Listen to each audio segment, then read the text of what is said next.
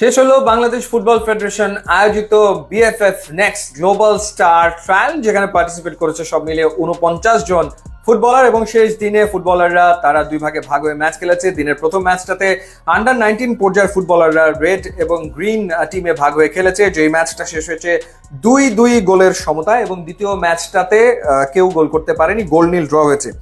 Under-19 পর্যায়ের এই ম্যাচে প্রথম গোলটা করেছেন ইফাজ আবেদ এবং তারপরের গোলটা করেছেন বিটচক চাকমা।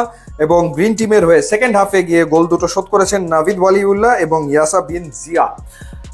আলোচনায় রয়েছেন এই মুহূর্তে বিটচক চাকমা। তিনি তার স্কিল, ড্রিবলিং, তার ফিনিশিং মুগ্ধতা ছড়িয়েছেন। আলাদা করে এমনি তাকে চেনা যায় তার চুলের কালারের কারণে, একেবারে আলাদা সবার থেকে। এবং তিনি তার স্কিল দিয়েও নিজেকে অন্যদের থেকে আলাদা করে ফেলতে মাঠে সক্ষম হয়েছেন। স্পেশালি যে গোলটা করেছেন একটা দারুণ গোল ছিল, ঠান্ডা মাথার ফিনিশিং ছিল।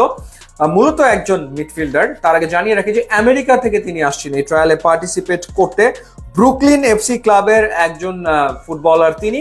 এবং ব্রুকলিন এফসি তারা 2026-এ আমেরিকার সেকেন্ড ডিভিশনে খেলবে। তো একই সাথে একজন সিভিল ইঞ্জিনিয়ারিং এর স্টুডেন্ট, যতটুকু তার সম্পর্কে জানলাম, the city of new York কলেজে তিনি পড়াশোনা করছেন এবং সেটা ফুল স্কলারশিপে। অর্থাৎ খুবই ট্যালেন্টেড ছেলে বিটচক চাকমা। এবং তার ডাক নাম যদি ভুল না করে থাকি শ্রাবণ। তো খুবই লাজুক প্রকৃতির, এই কারণে কোনো মিডিয়াতে তার কোনো সাক্ষাৎকার খুঁজে পাওয়া যাচ্ছে না। ইনফ্যাক্ট সোশ্যাল মিডিয়াতে না তার কোনো অ্যাকাউন্ট পেলাম, না কোনো প্রোফাইল পেলাম, কিছুই আসলে পাইনি এখন পর্যন্ত। তো ফুটবলটা তার প্যাশন এবং সেই প্যাশনের কারণেই তিনি এই ট্রায়াল দিতে ছুটে এসছেন। এবং তিনি আসলে বাফুফের যে ইভ্যালুয়েশন প্যানেল তাদের দৃষ্টি আকর্ষণ করতে সক্ষম হয়েছেন।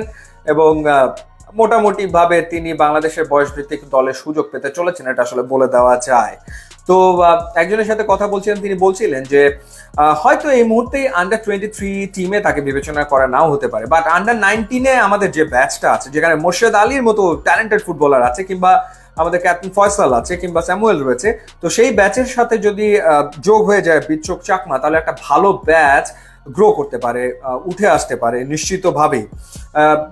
তিনি মিডফিল্ডার, আবার তিনি যে গোল করতে পারেন সেটা তিনি দেখিয়েছেন। এই যে ম্যাচটা হয়েছে সেই ম্যাচটাতে বক্স টু বক্স খেলে থাকেন, যেভাবে সমিত সোম খেলেন। এবং অনেকটা সমিত সোম ঘরানার ফুটবলার, অর্থাৎ অ্যাটাকিং মিডফিল্ডার হিসেবে খেলতে তিনি স্বাচ্ছন্দ্য বোধ করেন। তো এরকম একজন ফুটবলারের আসলে প্রয়োজন রয়েছে ডেফিনেটলি আন্ডার-19 পর্যায়ের যে ব্যাচটা রয়েছে সেই টিমে।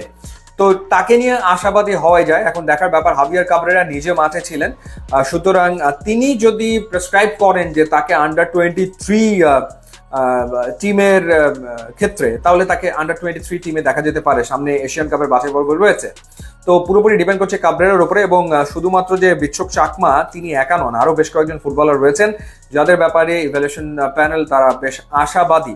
আমাদের আরো কয়েকটা দিন অপেক্ষা করতে হবে যে শেষমেশ কারা বিভিন্ন বয়সভিত্তিক দলগুলোতে ডাক পেতে চলেছেন। বাট বিটচক চাকমার সম্পর্কে বলা যায় যে তিনি গুড নিউজ তিনি পাবেন, তিনি পেতে চলেছেন। ইউটিউব, ইনস্টাগ্রাম লিঙ্ক দেওয়া আছে, আপনারা যদি যোগ দেন তাহলে খুবই খুশি হব। And thanks for watching.